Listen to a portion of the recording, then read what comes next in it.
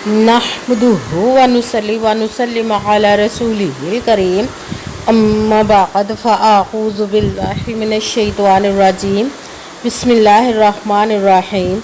मेरे मुअज़्ज़ज़ सामाईन इकराम, अस्सलामु अलैकुम व रहमतुल्लाहि व बरकातुहू। मैं अपने रब कायनात से ये दुआ करती हूँ कि मेरे जितने भी सुनने वाले हैं, रब कायनात सबको सेहतमंद, तंदुरुस्त और लंबी ज़िंदगियाँ अता फरमाए। हम सब की हर मुश्किलों, परेशानियों, तंगदस्तियों में मेरा रब कायनात हमारी मदद अता फरमाए। हमें ज़हनी, रूहानी, जिस्मानी अज़ियतों, तकलीफ़ों, बीमारियों से निजात अता फरमाए। हमें ज़हनी और रूहानी सुकून अता फरमाए। हमें बीमार दुनिया से बचा कर बीमार मदीना बनाए, और जो हम सब के हक़ों में बेहतर है मेरा रब कायनात हमारे लिए वो अता फरमाए, और जो हमारे हक़ों में बेहतर नहीं उसका ख्याल भी हम सब के दिलों से निकाल दे, और हम सब को अपनी रज़ा पर राज़ी रहने वाला बना दे। आमीन सुमा आमीन। माशाल्लाह से आज सफ़रुल मुज़फ़्फ़र की 24 तारीख़ और आखिरी सफ़र का मंगल का दिन है। आज मंगल के दिन जो मैं आप लोगों के लिए वजीफ़ा लेकर आई हूँ वो है सूरह कौसर, अस्तगफिरुल्लाह और या जब्बार का पावरफुल मुजरब वजीफ़ा है। आप रब कायनात के गैबी ख़ज़ानों से दौलत लेने के लिए इस वजीफ़े को पढ़ सकते हैं। जब आप इस वजीफ़े को पढ़ने लगे तो रब कायनात की ज़ात पाक पर यकीन कामिल और 5 वक्त की नमाज के साथ पढ़ेंगे तो रब कायनात इंशाअल्लाह अज़ीज़ अपने हुक्म से आपके ऊपर अपने गैबी ख़ज़ानों की दौलत के मुँह खोल देगा। आपको समझ नहीं लगेगी कि आपके पास दौलत कहाँ कहाँ से आ रही है। आपको किसी चीज़ की कमी नहीं रहेगी इंशाअल्लाह उसके हुक्म से। आप इस वजीफ़े को आज के दिन स्किप मत कीजिएगा, छोड़िएगा मत। जैसे वीडियो मिले फ़ौरन पढ़ ले। अगर फ़ौरन किसी मजबूरी की वजह से ना पढ़ सके तो इस वीडियो को अपने पास सेव कर ले। जैसे टाइम मिले तो आपने इस वजीफ़े को लाजमन पढ़ना, पढ़कर देखिएगा कि रब कायनात आपके ऊपर अपना कैसे करम अता फरमाएगा। आप इस वजीफ़े को किसी भी मकसद, किसी भी हाजत मुराद के लिए पढ़ सकते हैं। रब कायनात के गैबी ख़ज़ानों से दौलत लेने के लिए पढ़ सकते हैं। आपका अपना घर नहीं, घर ख़रीदने के लिए पढ़ सकते हैं।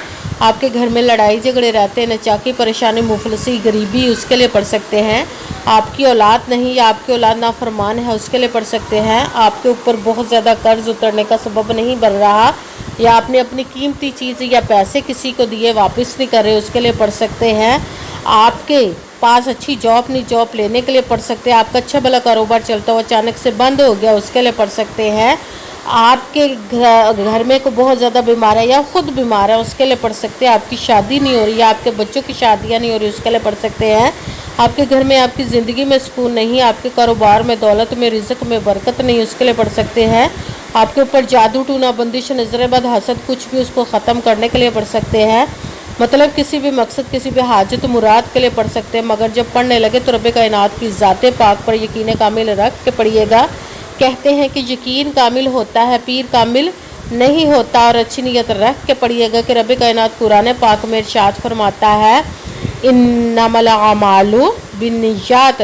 तो जो अमलों का दारोमदार होता है वो नीयतों पर होता है। अगर हमारी नीयत अच्छी है तो हमारा अमल भी अच्छा होता है, और अगर हमारी नीयत ही अच्छी नहीं तो हमारा अमल भी अच्छा नहीं होता। चाहे हम जितनी मर्ज़ी मेहनत कर ले, जितनी मर्ज़ी कोशिश कर ले, हमें उसका फल, उसका अजर अच्छा नहीं मिलता। इसलिए अच्छी नीयत रख के, पुख्ता यकीन रख के, और 5 वक्त की नमाज की पाबंदी लाजमन रखिएगा। फिर इस वजीफ़े को कीजिए। अगर वजीफ़ा करते वक्त आपके दिलों में, जहनों में ऐसा वसवसा नहीं आना चाहिए कि हम ये अमल कर रहे हैं, पता नहीं हमारी मुराद पूरी हो या ना हो। ऐसा हो नहीं सकता कि हम रब कायनात के किसी इसम का या कलाम पाक का वजीफ़ा पढ़े और हमें कामयाबी ना मिले। ये हमारे ईमान की कमज़ोरी जिसकी वजह से हमें नाकामी मिलती है। आपने सिर्फ अमल करना, उसका फल, उसका अजर देना उस ज़ाते पाक का काम है, क्योंकि उसकी दस्ते कुदरत से कोई चीज़ बाहर नहीं। उसके कुन कहने की देर और फयाकुन हो जाता है।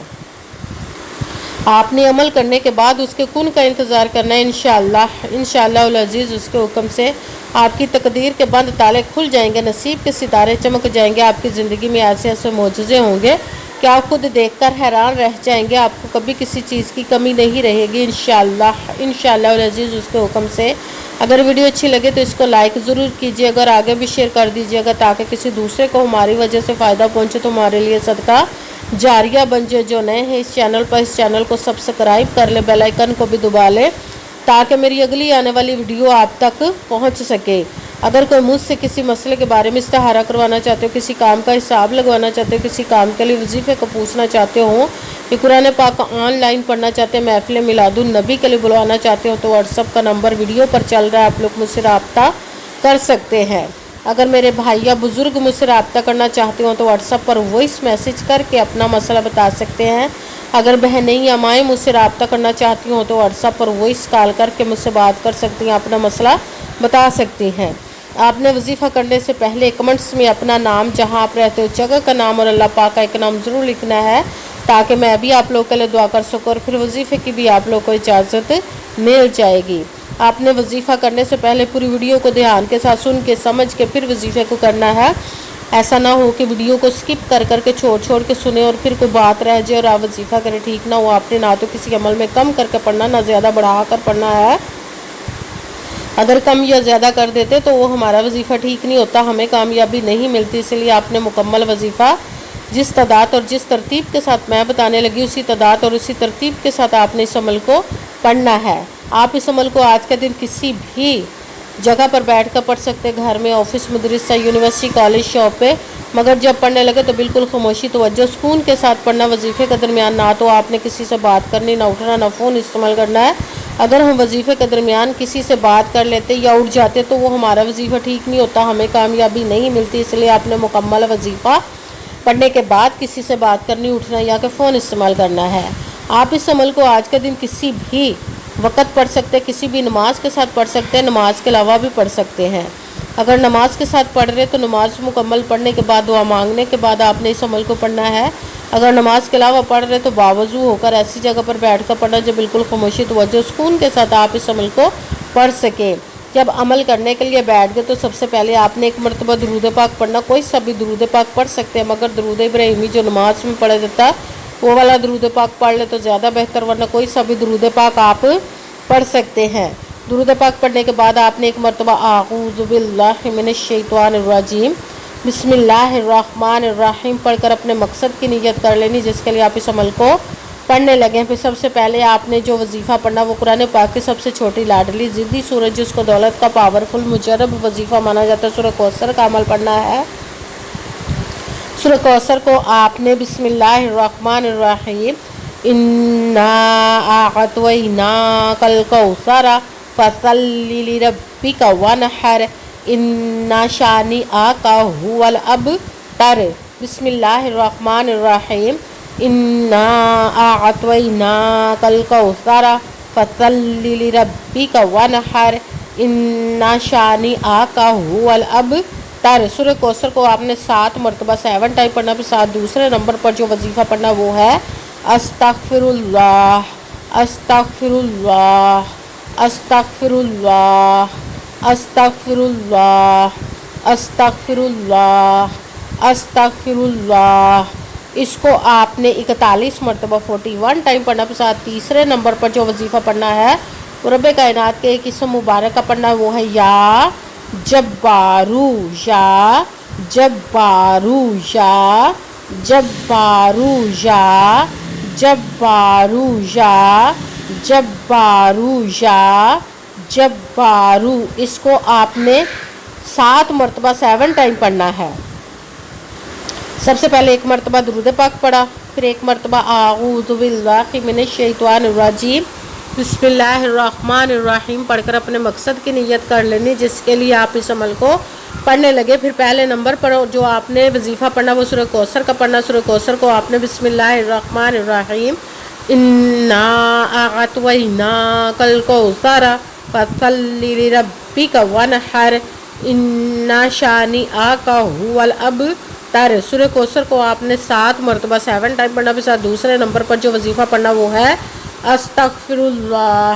اس کو آپ نے 41 مرتبہ 41 ٹائم پڑھنا۔ پھر ساتھ تیسرے نمبر پر جو وظیفہ پڑھنا وہ رب کائنات کے ایک اسم مبارک کا پڑھنا وہ ہے یا جبارو۔ اس کو آپ نے 7 مرتبہ 7 ٹائم پڑھنا۔ پھر وہی درود پاک پڑھنا جو درود پاک آپ نے وظیفہ شروع کرنے سے پہلے پڑھا تھا۔ جب درود پاک پڑھ لیا، اب آپ کا وظیفہ مکمل ہو گیا۔ اب آپ نے دونوں ہاتھوں کو رب کائنات کی بارگاہ اقدس میں بلند کر لینا۔ سب سے پہلے اپنے گناہوں کی بخشش کی دعا مانگنی، پھر جس مقصد جس حاجت کے لیے آپ نے اس عمل کو کیا اس کے لیے خوب دعا کیجیے گا، دعاؤں میں مجھے بھی یاد رکھیے گا، میرے لیے بھی دعا کیجیے گا۔ جزاک اللہ خیرہ۔ جس مقصد جس حاجت کے لیے آپ نے اس عمل کو کیا، رب کائنات اپنے حکم سے، اپنے پیارے محبوب کے صدقہ سے، اپنے کلام پاک اور اسم مبارک کے صدقے آپ کی تمام نیک اور جائز حاجات کو قبول و منظور عطا فرمائے انشاءاللہ العزیز اپنے حکم سے، آمین ثم آمین۔ السلام علیکم ورحمۃ اللہ وبرکاتہ۔